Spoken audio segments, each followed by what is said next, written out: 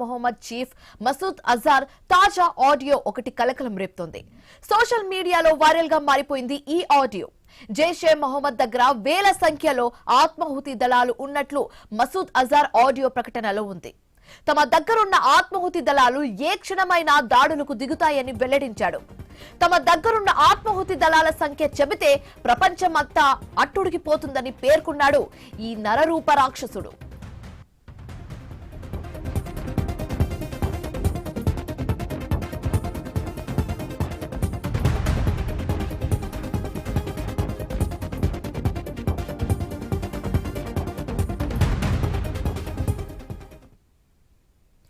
పాక్ కేంద్రంగా ఉగ్రవాద కార్యకలాపాలు సాగిస్తోంది జైషే మొహమ్మద్. తమ దగ్గర రక్షణ పొందిన ఉగ్రవాదులు ఆత్మాహుతి దళాలుగా మారి దాడులకు సిద్ధంగా ఉన్నారని చెబుతూ వారికి వైవాహిక జీవితంపై మోజు లేదని ప్రకటించాడు. ఖరీదైన వాహనాలు కోరుకోవడం లేదన్నాడు. ఇళ్లు కావాలని అడగడం లేదని, ఐఫోన్ కావాలని అడగడం లేదని చెప్పారు. అమెరికా, యూరోప్ వెళ్లడానికి వీసా కోరడం లేదని చెప్పారు. తెల్లవారుజామున 3 గంటలకు లేచి రుణం తీర్చుకునే అవకాశం ఇవ్వాలని, ఈ జీవితం ఇచ్చిన అల్లాను కోరుతున్నట్లు చెప్పుకొచ్చాడు. అలాగే ఆపరేషన్ సింధూర్ తర్వాత తొలిసారి మసూద్ అజార్ ఆడియో బయటకు వచ్చింది. ఆపరేషన్ సింధూర్ లో జైషే స్థావరాలను భారత సైన్యం నేలమట్టం చేసిన సంగతి మనకు తెలిసిందే. అయితే నాటి నుంచి బయటకు కనిపించలేదు. కానీ ఇప్పుడు ఆడియో విడుదల చేయడం అందరినీ అలర్ట్ చేసినట్లుగా అయింది. పాక్ సైన్యం సహాయంతో తమ స్థావరాలను మార్చి వేగంగా ఉగ్రవాదులను సిద్ధం చేస్తున్నాడు. పెను విపత్తులకు బాటలు వేసేలా వారికి ట్రైనింగ్ కూడా ఇస్తున్నట్లుగా తెలుస్తుంది. ఇందుకు పాకిస్తాన్ సైన్యం పూర్తి స్థాయిలో సహకరిస్తున్నట్లుగా అర్థమవుతుంది.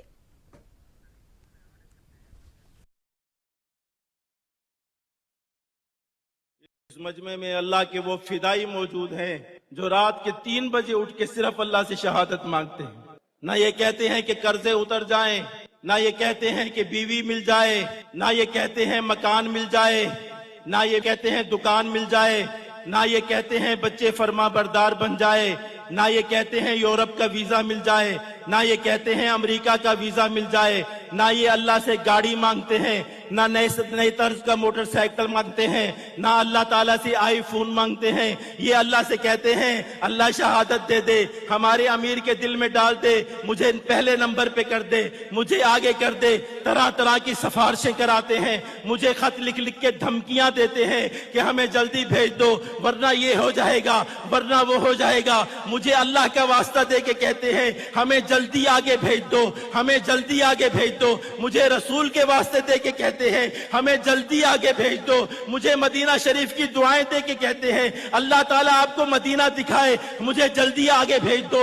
कभी क्या तरीका इख्तियार करते हैं, कभी क्या तरीका इख्तियार करते हैं। रब से मुलाकात का इनको इतना शौक है, इतना शौक है।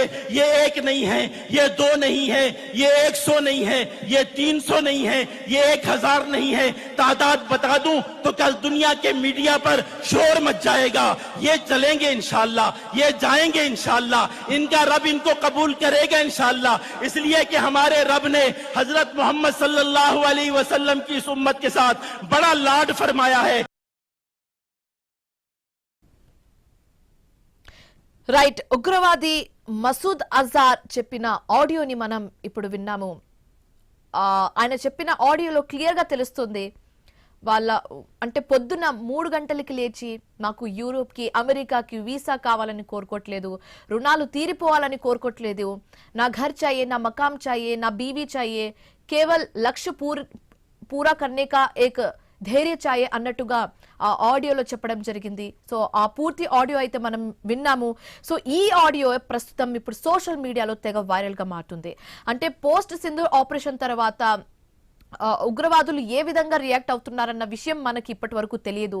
బట్ స్టిల్ ఈ ఆడియో విన్న తర్వాత వాళ్ళ ఒపీనియన్స్ ఏంటి, వాళ్ళ ఎయిమ్స్ ఏంటో మనకి క్లియర్ గా తెలుస్తుంది. ఆ ఆడియోలో క్లియర్ గా మనకి వినిపిస్తుంది వాళ్ళ ఎయిమ్స్ ఏంటి. అండ్ ఒక్కసారి అంటే ఆ సంఖ్య చెబితే మొత్తం దేశవ్యాప్తమంతా అట్టుడికిపోతుందని మసూద్ చెప్పడం జరిగింది. అంటే వేల సంఖ్యలో ఆత్మాహుతి చేయడానికి సిద్ధంగా ఉన్న సంకేతం అయితే మనకు కనిపిస్తుంది. రైట్. అయితే ఇదే అంశానికి సంబంధించి మాట్లాడడానికి ప్రస్తుతం మనతో పాటు జాయిన్ అవుతున్నారు retired army colonel KV Parameshwar గారు అండ్ అలాగే retired army colonel VV Rao గారు. సో వీళ్ళతో మాట్లాడి మరిన్ని విశేషాలు అడిగి తెలుసుకుందాం. నమస్తే అండి ఇద్దరికి. సో చూస్తున్నాము ఉగ్రవాది మసూద్ ఫైనల్ గా ఒక ఆడియో లీక్ అయినట్లుగా తెలుస్తుంది మనకి. ఇప్పుడు ఈ ఆడియోను సోషల్ మీడియాలో అండ్ అలాగే గవర్నమెంట్ కూడా చాలా కాన్సన్ట్రేషన్ తో వింటున్న సందర్భం మనం చూస్తున్నాము. సో ఫైనల్ గా అంటే పోస్ట్ ఆపరేషన్ ఉగ్రవాదం నుంచి అంటే ఉగ్రవాది నుంచి ఒక మెసేజ్ అయితే మనం వింటున్నాము. ఎలా చూడొచ్చు అంటారు? ముందుగా వివిరావు గారు మీరు చెప్పండి. Can you increase the sound, please? The sound is very low. Okay, ఇప్పుడు am I audible అండి? ఇప్పుడు వినిపిస్తుందా అండి? No, not yet. Testing. Okay, so okay, will move to Parameshwar గారు మీరు చెప్పండి. ఇప్పుడు ఈ ఆడియోని వింటుంటే వాళ్ళ మెసేజ్ ని మనం వింటుంటే దీన్ని ఎలా తీసుకొచ్చంటారు, ఎలా చూడొచ్చంటారు? అంటే we live in state of constant alert అండి. దానిలో అయితే అనుమానం లేదు. వీళ్ళందరినీ మట్టి కరిపించేంత దాకా వీళ్ళు మారతారు అని హోప్ చేయడం యూజ్లెస్.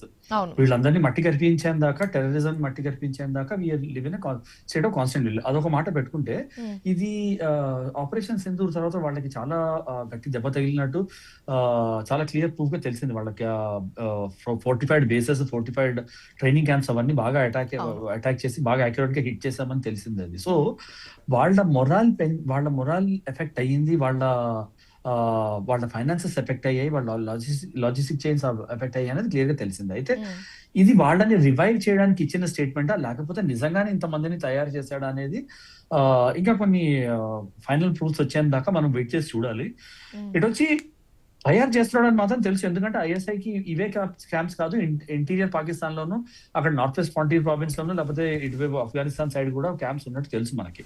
సో అక్కడ వైపు నుంచి ఇక్కడ వైపు షిఫ్ట్ చేశాడు, వాళ్ళని తయారు చేశాడు అంటే పెద్ద సర్ప్రైజింగ్ ఏం కాదు. And I'm sure we are prepared for it. అంటే మనము we anticipate the worst in intelligence and defence circles. మనము we anticipate the worst and prepare for them అండి. సో ఆ డీటెయిల్స్ ఏంటి, ఏమన్నాడు, ఎక్కడి నుంచి అన్నాడు అని ఇంకా కొన్ని డీటెయిల్స్ బయటకు వచ్చాయంటే ఇంకా క్లారిటీ వస్తుంది వీటి గురించి.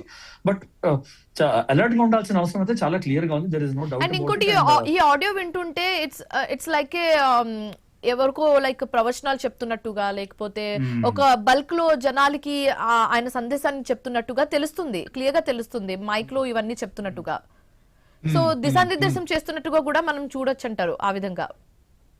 అవును, మంచి వైన్ వీళ్ళు ఏం చేస్తారంటే ట్రైనింగ్ క్యాంప్స్ కి వెళ్ళి వాళ్ళని మోటివేట్ చేయడానికి, ఆ ట్రైనర్స్ ని వాళ్ళని మోటివేట్ చేయడానికి మాట్లాడతారు. వెళ్ళి అడ్రస్ చేసినప్పుడు ఏం చేస్తారు, శత్రుదూషణ చేస్తారు. శత్రుదూషణ అంటే ఎవరి పేరు మీద అయితే అంటే కాఫీర్ అంటారు, లేకపోతే హిందుస్థాన్ అంటారు. వాళ్ళని ఆ పేరు మీద కదా వాళ్ళని మోటివేట్ చేసింది, ఆ పేరు మీద కదా వాళ్ళని రాడికలైజ్ చేసింది. సో మన ఇంకా తక్కువ చేసి చూపించడానికి ఇవన్నీ మాట్లాడతారు. ఏంటంటే ఇక్కడే కాదు, వేరే క్యాంప్స్ కూడా ఉన్నాయి, అక్కడ కూడా మీలాంటి వాళ్ళు చాలా మంది జిహాదీస్ తయారవుతున్నారు. సో మీరు ఎక్కడ కంగారు పడక్కర్లేదు. 1-2 అటాకుల్లో ఇండియా వాళ్ళు వచ్చి మనని కొడితే పెద్ద మనం కంగారు పడక్కర్లేదు. ఇంకా వేల మంది రెడీగా ఉన్నారు. మీరు మీ యుద్ధం, మీ జిహాద్ ని మీరు కంటిన్యూ చేయండి. మీ ట్రైనింగ్, మీకు ఇచ్చిన ట్రైనింగ్ ని, మోటివేషన్ ని మీరు యూజ్ చేసి అటాక్ చేయండి. అటాక్ చేసి ఎనిమిని మట్టి కనిపించండి అని చెప్పి మోటివేట్ చేయడానికి వెళ్ళి బేసికల్లీ ఇలాంటి లెక్చర్స్ ఏ విన్నా కూడా ఎక్స్ట్రీమ్లీ రాడికలైజ్డ్ ఉంటాయి, ఎక్స్ట్రీమ్లీ టెర్రరైజ్డ్ ఉంటాయి. సో ఏంటంటే ఆ ఫ్రెండ్స్ ఇంకా బిల్డప్ చేయడం అనమాట. మీరు కరెక్ట్ పర్పస్ కే ఫైట్ చేస్తున్నారు, మిమ్మల్ని కరెక్ట్ పర్పస్ కే తీసుకొచ్చాము, కరెక్ట్ పర్పస్ కే మిమ్మల్ని ఇక్కడ ట్రైన్ చేస్తామని చూపించి వాళ్ళ అటెన్షన్ ఎటువైపు డైవర్ట్ అవ్వకుండా ఉండేందుకు ఇలాంటి ఒక మోటివేషనల్ స్పీచ్ అనేది ఇస్తూ ఉంటుంటారు అనమాట మధ్య మధ్యలో. కరెక్ట్ అండి. ఓకే.